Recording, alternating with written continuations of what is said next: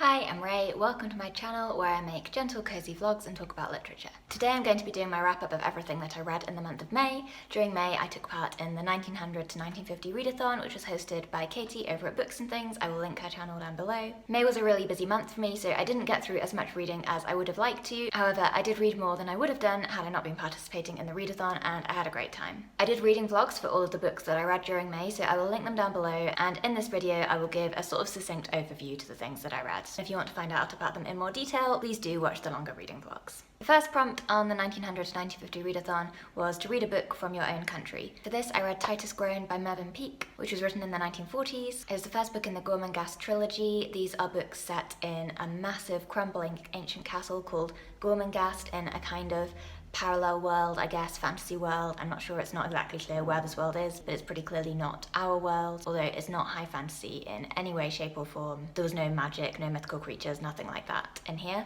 The book tells the story of the inner world within this castle of Gormangast, specifically the politics that goes on amongst the upper echelons of the Groan family, who are the kind of monarchy in this castle, and of the servants who work with them, for them, and against them in some cases.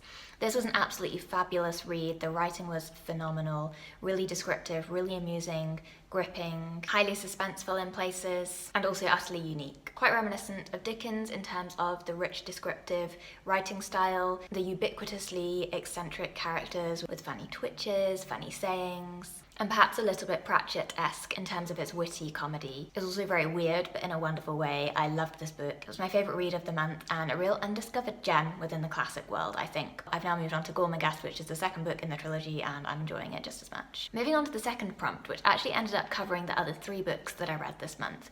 That was a book from a country that's not your own, and I read 3 novels from America, which is really unusual for me. I do not normally read very much American fiction at all. It just kind of happened that I ended up reading a load of that this month. So that was quite nice for a change. I'll start off with the genre fictions because that was the third prompt. I read the 1939 book The Big Sleep by Raymond Chandler. This is a crime noir novel. I listened to it on audiobook. It was also brilliant, also really well written. Famous for this kind of hard-boiled style, which is very to the point, very kind of darkly comical. It tells the story of Philip Marlowe, a private detective who gets involved with a very wealthy and probably pretty dodgy old oil baron in Los Angeles who wants Marlowe to do some work to help out his daughter, who is currently under blackmail. Turns out there's a couple of daughters, both of them quite tricky figures. Both of them, in fact, all of the women in this book, very much the femme fatale, incredibly beautiful seductresses. And this story tells of Marlowe's various entanglements with them and the criminal underworld of Los Angeles in the 30s. My favourite thing about this by far was the writing style. It was unlike anything else that I'd ever read. Chandler's use of metaphor was exquisite,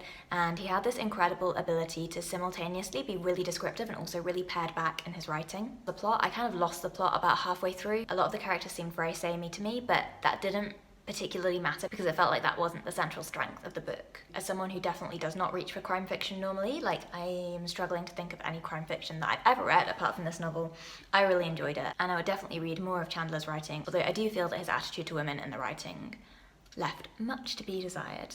Then we have my other genre fiction. This was a children's fiction, The Wizard of Oz by L. Frank Baum. This was written right at the beginning of the time period in the early 1900s. I imagine most of you already know the story of The Wizard of Oz from the film. We have Dorothy from Kansas, who gets swept up in a cyclone and ends up in the land of Oz, trying to find her way back home. It's about the various adventures and misadventures that she has and the friends that she makes along the way. This is quite a sweet novel, I would say aimed at younger children rather than the 10, 11, 12-year-old sort of age bracket of a lot of classic children's fiction, which I really enjoy. Things like the Anne of Green Gables series, A Little Princess. Nonetheless, it was an absolutely fine read. It explored themes of friendship, self-belief, courage, love. I listened to this one on audiobook and it was a nice light listen.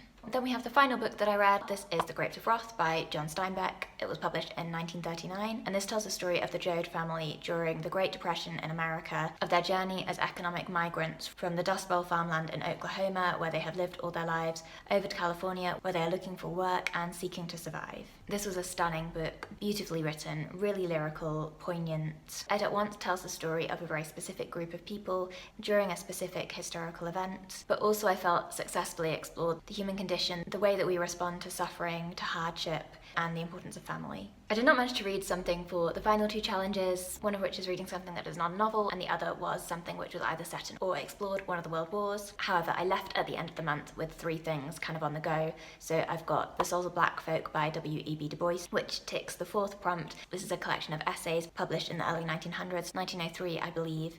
They are talking about the recent history of the civil rights movement and of the lived experience of being a black man in America at that time in history. Really fantastic, enjoying them very much so far, looking forward to finishing that off. I also started The Rainbow by D.H. Lawrence. This is a multi-generational family saga set in Nottinghamshire. I'm really enjoying it and looking forward to having a little bit more time to properly enjoy that, because I knew from the first few pages that I was absolutely loving it and wanted to be able to give it the time and attention that it deserved. And lastly, I am pretty near the end of A Portrait of the Artist as a Young Man by James Joyce. This is a modernist stream of consciousness coming-of-age novel about an artist as a young man, obviously, growing up in Ireland during the early 1900s. It's very beautifully written. I'm enjoying it well enough, like not absolutely world about it, but enjoying it and also following it, which I was a bit worried I wouldn't be able to, having dabbled in Ulysses before and not had a clue what was going on there. This is a lot more easy to understand and to follow along. So those are novels that I will be completing and talking about hopefully in my wrap-up for the following month. Do let me know how your reading went in May, especially if you participated in the 1900 to 1950 readathon. Do you have any great recommendations from that time period? It definitely reaffirmed to me that this is a time period that I really enjoy reading books from, and there will certainly be plenty more 1900 to 1950 books in my reading diet in the months to come. So thank you to Katie for hosting. It was a great readathon, the first one that I have ever fully participated in, and I really enjoyed the experience. Thank you everyone for watching, and I will see you very soon in another video. Bye bye.